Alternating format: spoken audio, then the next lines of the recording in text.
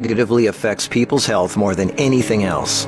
Alcohol, cigarettes, the donut, hamburger. Sure, they're all pretty bad for you, but most people know that and at least try to limit their intake somewhat to these items, even a little bit. But it's the things we don't think about that can really cause damage. Things we use every day so regularly we don't even think about how its constant use could actually be killing us.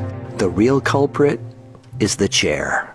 We were given legs for a reason. Most third world cultures don't even have chairs, and they walk an average of 10 miles a day. We in the modern world, on the other hand, spend most of our entire waking days sitting down. People go right from bed to sitting on the toilet, after which they sit at the breakfast table, then they sit in the car as they drive to work and spend the entire day sitting at a desk, only getting up to sit in the toilet and in the cafeteria. Then they sit in the car to drive and sit at the local bar for happy hour. Then when they've had enough of that, they go drive home and spend the rest of the day sitting in a comfortable chair watching TV before they crawl to bed to recover from all the physical exertion that day. And when people go out, they sit at a restaurant or a movie theater. Sitting all day is far worse for you than you might think. A 2010 American Cancer Society study following over 123,000 people from 1993 to 2016 found these alarming results. People who were inactive and sat for over 6 hours a day were 94% more likely to die during the time period studied than those who were physically active and sat less than 3 hours a day.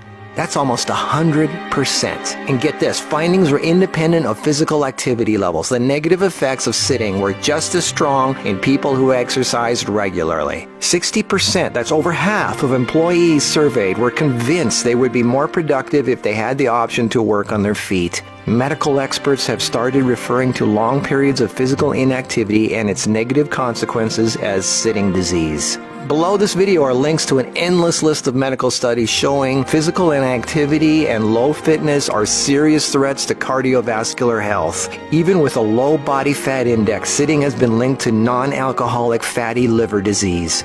Studies showing differences in brachial and femoral artery responses to prolonged sitting. Studies showing reducing sedentary time may protect DNA. Sedentary lifestyle has been linked to depression. How sitting less increases muscle mass. Multiple studies linking diabetes to inactivity and sitting. Cells in idle muscles don't respond well to insulin, so the pancreas produces more and more, leading to diabetes. And how 5 minutes of standing every half hour can improve glucose metabolism